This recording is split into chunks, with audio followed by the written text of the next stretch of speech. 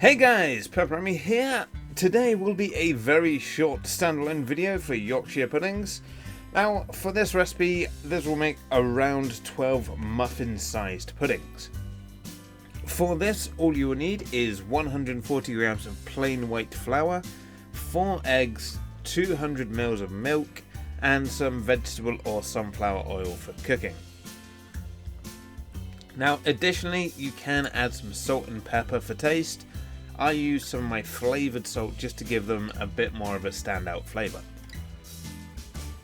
Now to start, preheat your oven to 230 degrees Celsius or 210 fan assisted, and then add some oil to each dimple on the muffin tray and then place in the oven and heat the oil. As a note here, I recommend using silicone trays as this makes the puddings so much easier to remove, but you will need much less oil. Now in the future I may try and do some experiments to see how little oil you can get away with in a silicone tray, but that will be something for future me to figure out. To make the batter, simply add the 4 eggs to the milk and whisk to combine, and then add that mixture to your 140 grams of flour and mix until you have a silky smooth lump-free batter. And then add in your salt and pepper.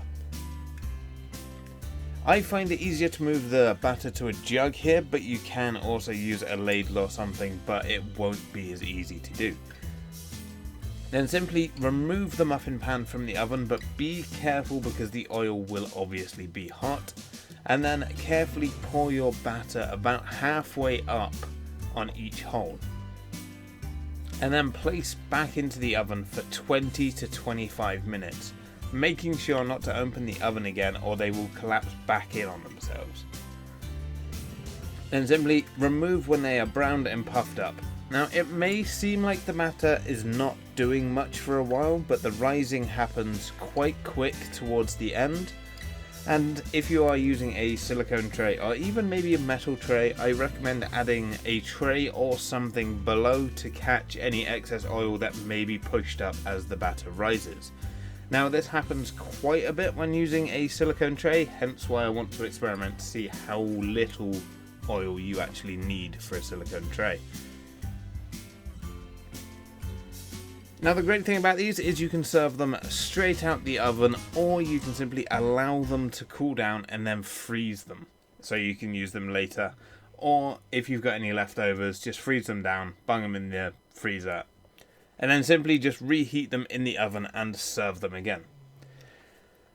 Now that does it for this episode of the Christmas cooking countdown thingy. I've not quite settled on a name yet, and we're I don't know, about a third of the way through the month, so that's great. But anyway guys, thanks for watching, and I will see you next time.